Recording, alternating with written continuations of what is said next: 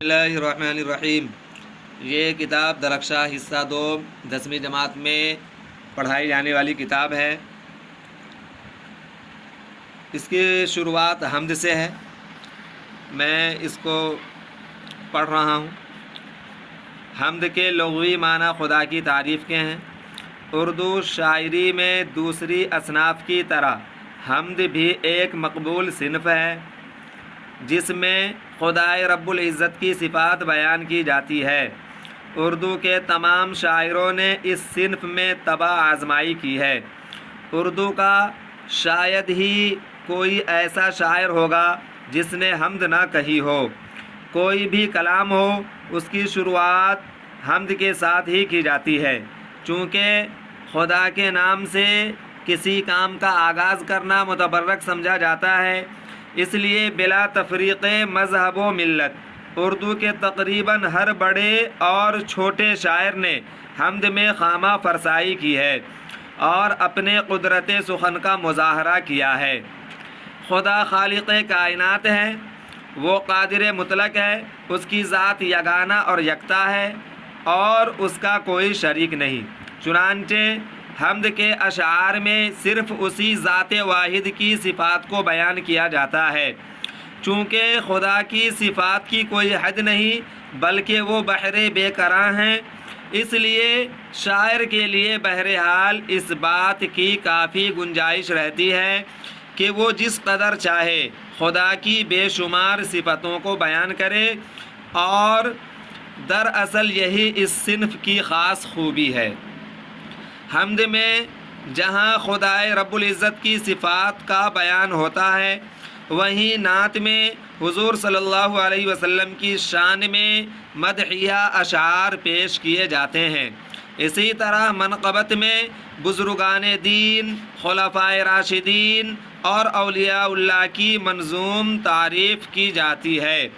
तो क़सीदा में किसी भी शख्स के औसाफ़े हमीदा नज़म किए जाते हैं। अभी हमने किताब में वाहिद और जमा पढ़ा, यानी कुछ अल्फाज जो है वाहिद थे और कुछ अल्फाज जमा। उसी को यहाँ पर बोर्ड पर जो है हमने लिख करके समझाने की कोशिश की है।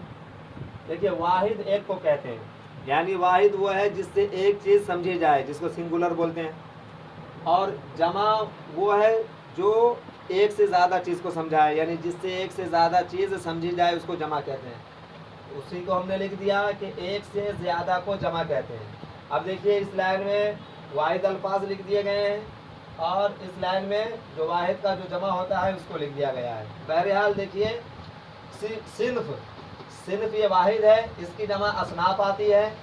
सिफ़त वाहिद है, इसकी जमा सिफ़ात आती है।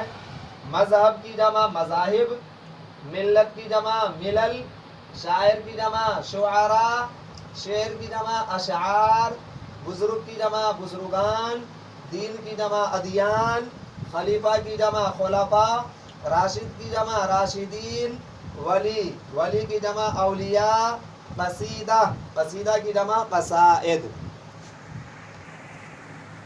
अभी हमने दरख्शा हिस्सा 2 के पहले सबक को पढ़ा, जिसमें हम्द, नात, मनक़बत, कसीदा को बयान किया गया है। उसी को आसान भाषा में, आसान अल्फाज में समझाने की कोशिश की जा रही है।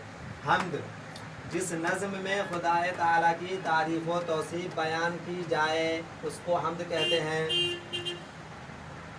जो भी शेर व शायरी है, शेर व शायरी जो भी है सबसे पहले वो नज़्म है। शेर व शायरी जो भी है सबसे पहले वो नज़्म है।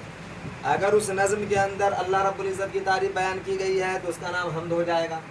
अब ये देखिए, नात, जिस नज़्म में नबी सल्लल्लाहु अलैहि वसल्लम की तारीफ़ व तौसीफ़ बयान की जाए उसको नात कहते हैं। उसके बाद देखिए मनक़बत, जिस नज़्म में अल्लाह वाले की तारीफ़ व तौसीफ़ बयान की जाए। किताब में लिखा था बुज़ुर्गान दीन, खुलफ़ाए राशिदीन, औलियाए किराम।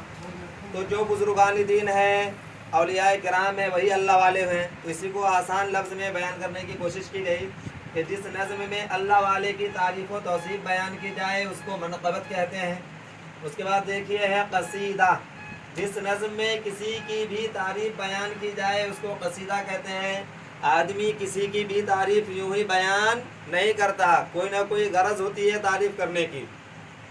جیسے پہلے زمانے کے واقعات سب کو دیکھیے، تو جو شاعر حضرات ہوتے تھے وہ بادشاہ کے دربار میں جاتے ہیں اور خوب تعریف پہ تعریف کیے ہوئے ہیں، قصیدہ خوانی کیے ہوئے ہیں، تو وہاں غرض یہ رہتی تھی کہ ہم کو زیادہ سے زیادہ انعام مل جائے، کچھ حاصل ہو جائے۔ اسی طریقے سے آج بھی یہ دور جاری ہے، لوگ اگر کسی کی تعریف عام طور سے تعریف اسی کی کرتے ہیں جس سے کچھ نہ کچھ حاصل کرنا ہو، اور بہت کم ہی ایسا ہوتا ہے کہ بغیر غرض کے لوگ تعریف کرتے ہیں، عام طور سے جو ایسا ہو رہا ہے۔ بہرحال تو قصیدہ جس میں کسی کی بھی تعریف بیان کی جائے اس کو قصیدہ کہتے ہیں۔ اس کے بعد دیکھیے مرثیہ والا چیپٹر وہ آگے آئے گا، مرزا غالب والا عارف کی موت پر جو مرثیہ لکھا ہے وہ آگے آئے گا۔ بہرحال مرثیہ جس نظم میں مرے ہوئے آدمی کی تعریف بیان کی جائے اس کو مرثیہ کہتے ہیں۔ کچھ لوگ ہیں جو اس دنیا سے رخصت ہو گئے، اب اس کے گھر والے جو ہے اس کے اوپر اشعار بنواتے ہیں، اس کو جو ہے پروگرام کیا اور اس میں پڑھا، تو اس نظم کا نام مرثیہ ہو جائے گا۔ بہرحال یہ چند باتیں تھی آج کے سبق کے تعلق سے، جو انشاءاللہ اپنے انداز میں بھرپور طریقے سے کوشش کی گئی کہ بچے اس سے زیادہ استفادہ حاصل کریں۔